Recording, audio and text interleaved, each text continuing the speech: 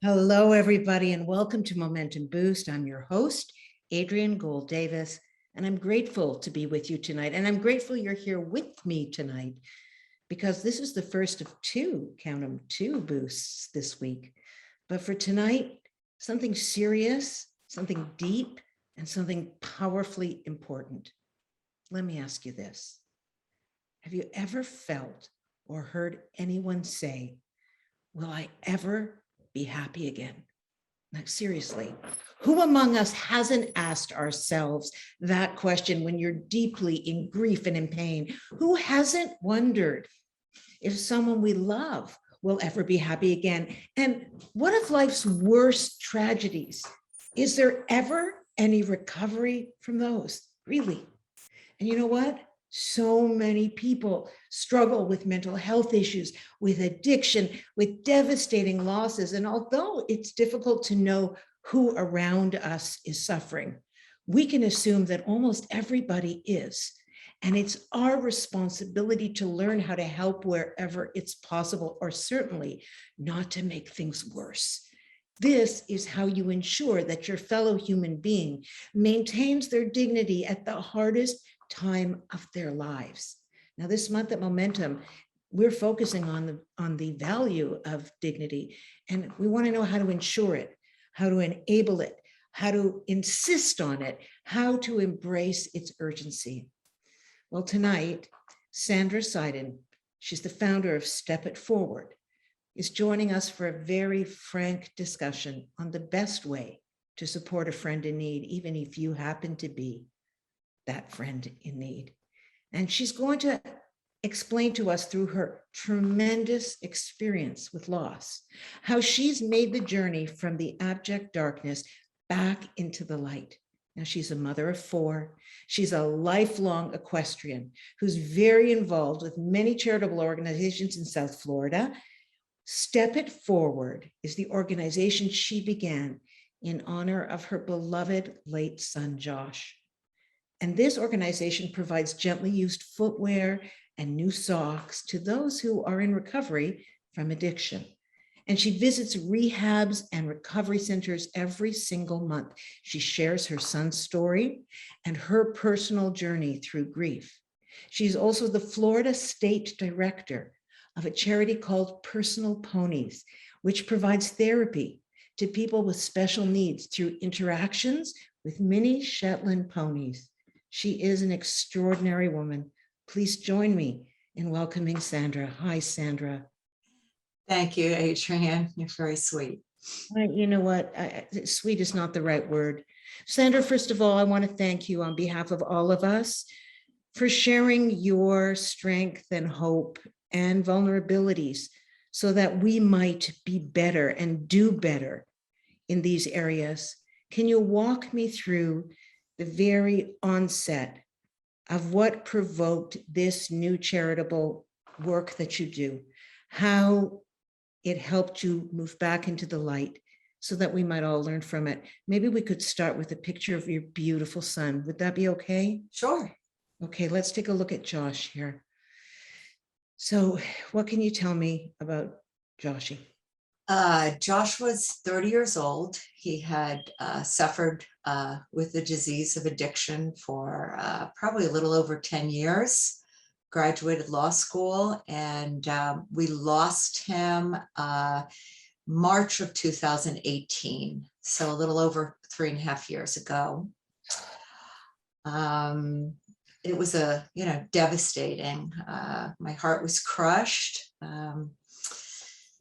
It really seemed unmanageable, the pain. It's not something you ever could prepare yourself for. I just wanted to put the pedal to the metal and get through grief. I just could not bear the thought of feeling my whole body hurt. My heart was just in pain. I couldn't even think about feeling like this for the rest of my life. And Yeah, in we're the not. beginning.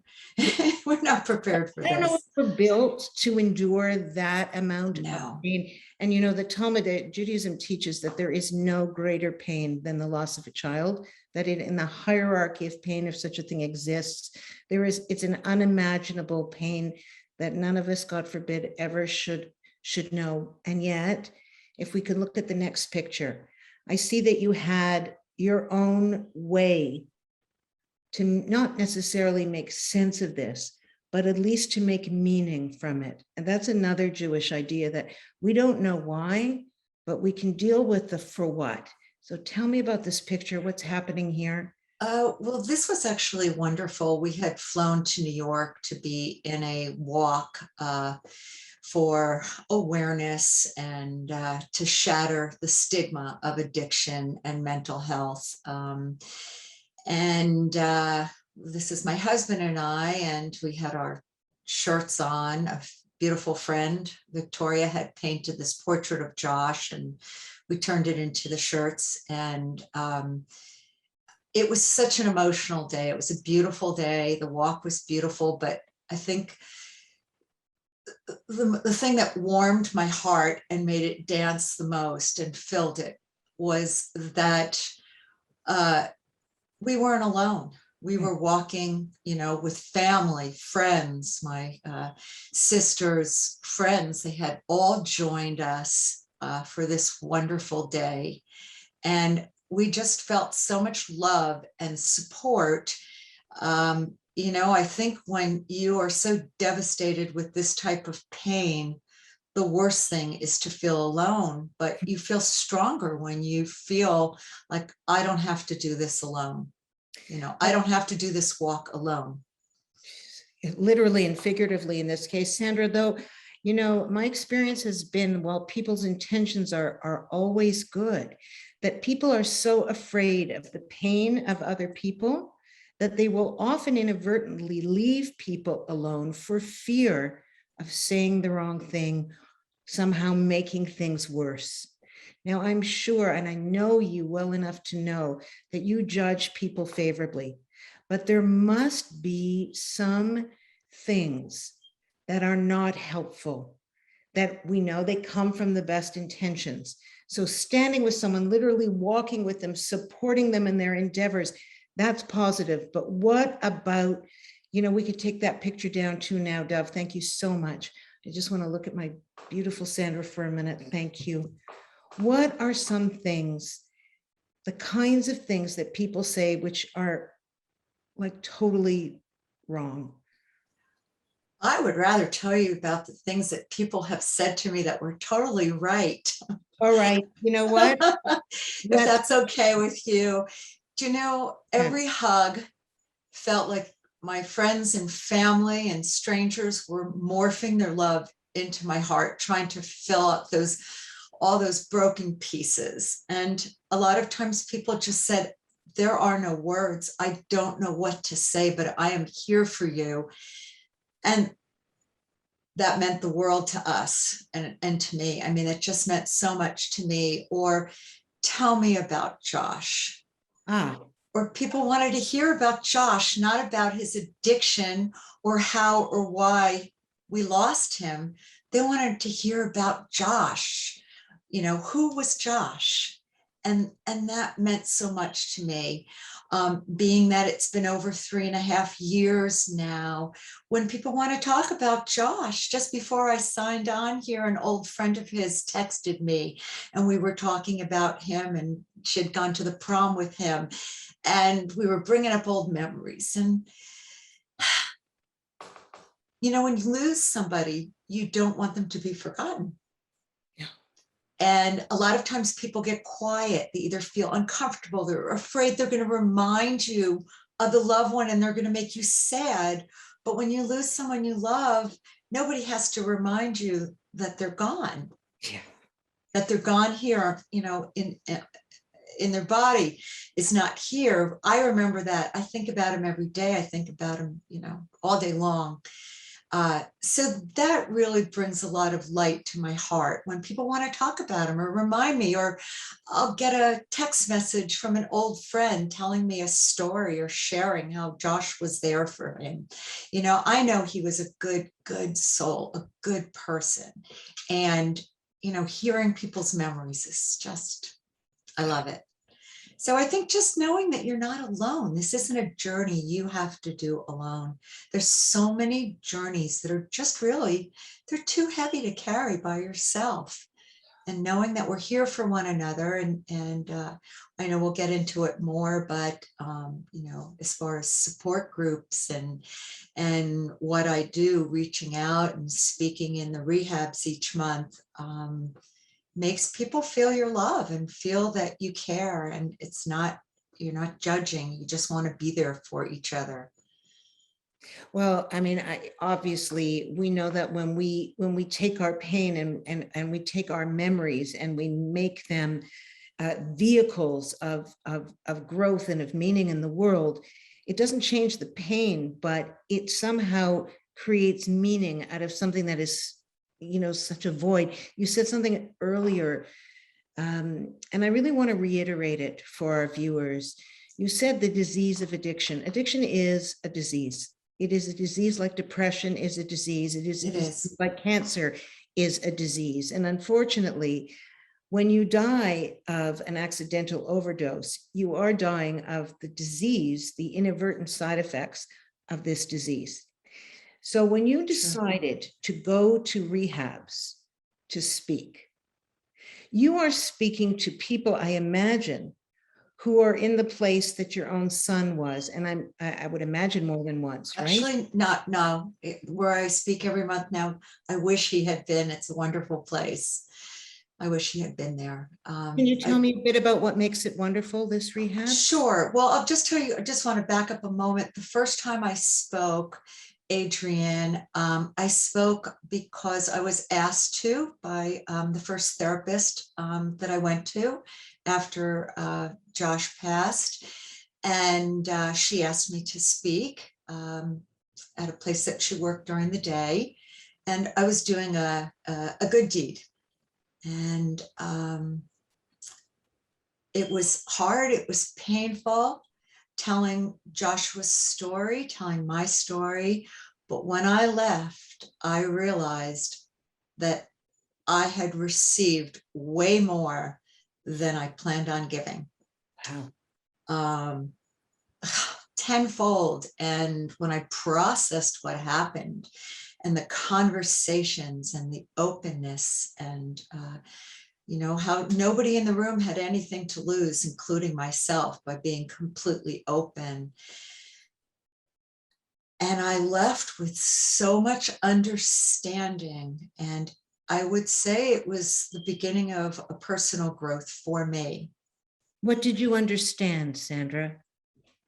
I think I couldn't say anything in the room that there wasn't a person in that room that didn't understand exactly, but I was able to share with them. A lot of times during addiction, communication is the first thing. There's a lot of secrets, there's a lot of dishonesty that's going on. And there's a lot of communication that is cut off between the person suffering and the people that they love and that love that person. And here was this open channel of sharing, and I could ask anything. You mean you were asking the patients? The clients, yes, I was asking them questions because I knew it would help me understand. When you lose someone, it's like a fantasy to say, oh, if I could be with them one more time, what would I ask them? I think no matter who you lose in your life, you say, if you lose a mother, oh, if I could just be with my mother one more time, this is what I would talk about, what I'd ask her. And I had this fantasy. It was still very, very fresh and raw when I spoke the first time. And it was really a gift. It was a gift. It was the beginning of the key to my personal journey. What kind of questions did you want to ask? Oh, gosh. I just really wanted to find out how what Josh was feeling. I learned more about the shame that he was going through, the isolation. Um, it was heartbreaking. Um, but really, what completely just filled my soul was when they asked me questions about, could they ever, gain their mother's love back or trust, and I realized that I was a light. I could tell them, that I never, I think, it's a very, very hard journey for any parent, but it's a very, very thin line between being an enabler and being there for your child. But you really have to figure out, where to be. And sometimes it might seem to the person going through this illness that you don't love them anymore, or you don't accept them anymore. And, I realized that I loved him more than ever. And I think I was able to give hope to them. And one of the most extraordinary thing that happened, and it was the very, very first time I spoke, is a gentleman who broke down crying, and he told me about his past. And, and he just said, I just always blamed who I am now because of how I was brought up. And here's your child that was brought up in this beautiful, loving home with loving friends and family and parents and all the advantages that life could give him. And yet he's gone, and I'm still here, and I still have a chance of recovery. So to me, it was like, if I could just reach one person in that room, to me, it was, I helped Josh the very best I could with the knowledge that I had at the moment, with the resources that I had, and I did the best I could. I don't have any regrets. I don't feel guilty. And I felt this calmness that I can't do anything for Josh now aside for honor him, but I could help others. And it fulfilled me. Soon after, I was invited to where I speak now, Genesis, and I just feel at home there. I really feel very at home. I'm able to really run the group the way I want. I have since become the Florida affiliate leader of Helping Parents Heal Southeast Florida. So I run a support group for parents online twice a month, and I try and invite other moms or dads would be welcome who would like to come to the rehab with me. Some think they don't want to speak, they just want to listen to me, and every single one has ended up sharing their child's story. So it's not just a healing or an outreach of love for people who are in recovery. Moms and dads, we are getting so much in return. It means the world to me to be able to do this. It really does. It truly does. Can you tell me a little bit about Step It Forward, how you started it? So I was looking for like a project or something that I can do. I've always been involved with charities ever since I was a young girl. I was very, very influenced. My mother was always involved in charities, and I was always on her coattails getting involved. And I wanted to come up with something, and I didn't know what I wanted to do, but I did notice that when Josh would ask for help and I get him into a rehab, I noticed that a lot of people, and also when I spoke, I noticed that a lot of people in recovery, the footwear, they had either lost it along the way or sold it before they entered rehabs. And I thought, well, I had, in the past reached out to my friends and family and friends on Facebook and the community, because you really need to get the supportive community. Together we're stronger. Sure.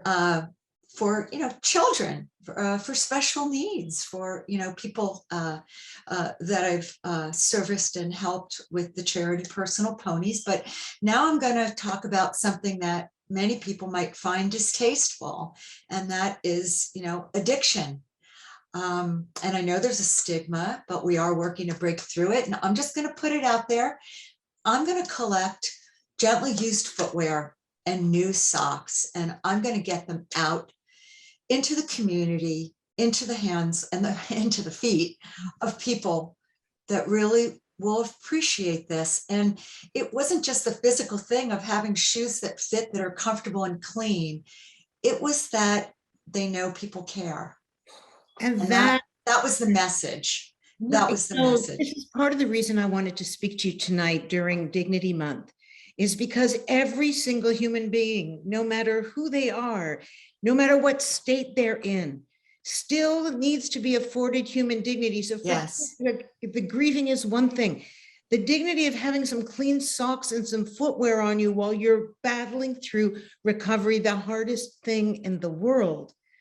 This is, and in giving them their dignity, you regain your own too, because you have a purposefulness. that's right. You said something earlier about the key, and I know you wear a key around your neck. I do. Yes. Tell me a little bit about the key. What does the key represent? So that very first therapist had given me a key, a little brass key. And to this day, I carry it in my wallet. And over time, this key became the key to my journey. And she had a container of keys, and now I do. And each key was different. And I kind of saw them as a parallel, that everybody's journey is different. And everybody chooses their journey. Okay, we can't help always what's dealt to us or what's given to us, but we can have an impact on our journey. And like I said, when Josh first passed, and I just didn't know, am I going to ever feel joyful? Am I going to have joy back in my life? Am I going to be happy? Am I going to, feel fulfilled again? And I wanted in the beginning just to put an end to this grief, like get through the grief, get it over with. And very soon, one of the most important lessons that I learned from speaking in the rehabs is even that when a person gets through rehab and they could be sober for 10 years, for 15 years, for 30 years, it's never over. This is something they have to work at every single day. Right. They've learned to carry it, perhaps, but it's something that is a part of them that's never over. And So- neither is grief. Grief is a lifelong journey. And hopefully we learn to carry it in a different way, that we can have a joyful life, that we can feel joy again. And, it starts with opening your heart and kindness, because when I look at the silver lining, I will say that I think my screen is frozen. Do you want me to stop my video and start it again and see if I can get it? Oh, there I go. I think that feeling, taking hold of it. I have just recently Amazoned those little brass keys. And when I'm done speaking at the rehab, because I do tell them about my journey, and this is their journey, and we pass it around, and everybody now can pick a key for themselves. And I don't know if it'll have the same meaning for everyone that I gift a key to, or maybe it'll go somewhere else. But the key has been my key to my journey and has been helpful to me. So it's something that I want to share. And I'm very grateful to the person that shared it with me, V. She's very dear to my heart. There's a tremendous meta message in the idea of a key. First of all locks need different keys. And so everybody's key is going to be different. But the implication in having the key is that there is a way to open up It's a that symbol. darkness. That's right. Can I ask you a little bit? I actually would like to look at some more of the Sure. images that you brought. I want to know about personal ponies. Dove, would you mind bringing up some of the images with the horses and tell me a little bit about that? Tell me about personal ponies. So my fourth child, Jacob, was born with special needs, and he was about 4 years old and almost completely nonverbal. And I was on the internet one night looking for some more answers of another possible therapy when I found personal ponies, and applied for ponies thinking, oh, it'll be a long waiting list. And in no time at all, our founder, Marianne Alexander, sent us our first 2 therapy ponies. I saw such a tremendous change in my child, who started speaking the day they arrived. His first big words were "my ponies," and wanted to share them in the community. I couldn't save this just for my child. And first it was small. We just would invite children to the barn. And then I had a friend at the time with a horse trailer, and she would tote us around town to schools or the hospital. And then sooner or later, I was made, I think within 2 months, Florida State Director, and there so it began. You want somebody to do something, give it to a busy woman. Dove, can I see more of these images? So we go right into hospitals. This was actually Jacob when he was 4 years old. This was the day that Sugar and Cookie arrived. And that was Jacob with Sugar in the stall. And we started small with the 2 ponies, and we kind of grew. It was like potato chips. 2 is good, 3 is better, 4. And we have 6. We're 100% volunteer charity. We have the most eclectic, fantastic staff of the most passionate people. We go into hospitals. We work with Alzheimer's and dementia patients. We do community events like Buddy Walk was yesterday for Down syndrome. We work with seniors. We do home visits. We have a visit this weekend, a woman that's turning 99 to her home. This was a hospice patient that is on there now. This was just a couple months ago. We were able to keep up and running during quarantine, seeing our seniors through the window, and it's really pretty fascinating, the difference that we're making in the community. It's really amazing. I'm so proud of everything that we do, and so grateful for everybody who's involved with the charity, who makes this charity just incredible. Sandra, your attitude, your honesty is a key in itself. One of the main reasons that I wanted you during Dignity Month is because the dignity of recovery and the necessity for dignity in the process of grieving. What I'm hearing from you is to be there, to not pretend that this thing isn't happening, to remove the shame and stigma, to let people know that there will be a key that will open this up to healing or even to recovery, that every human being, from our elderly parents, that you can only see through a window this year, to the weakest and most vulnerable of our society, you find a way, whether it's a pony or just your arms around them in a hug, to ensure that they have the dignity of knowing they are loved and respected and there's hope. You are a Momentum sister, and you are, I think, an extraordinary woman. I bless you that you carry this thing that you carry, because just because somebody carries something doesn't mean it's not heavy. My bracha is that you have the strength to continue carrying your multiple loads with the grace and the beauty that you do. And I hope I pray that one day I can interview you again, that you will come back. There were so Absolutely. many questions and I didn't get to any of them because I didn't want to miss a single pearl, a single key. May your son's memory be for a blessing. May his soul be elevated. And may you continue to elevate his soul with all of the good works you do. You are so loved. You have an army of love behind you, Sandra. I'm very loved, and I'm grateful. Thank you, my darling. Thank you so very much. Thank you for having me. Okay. This conversation has been profound, wonderful, painful, beautiful, like life.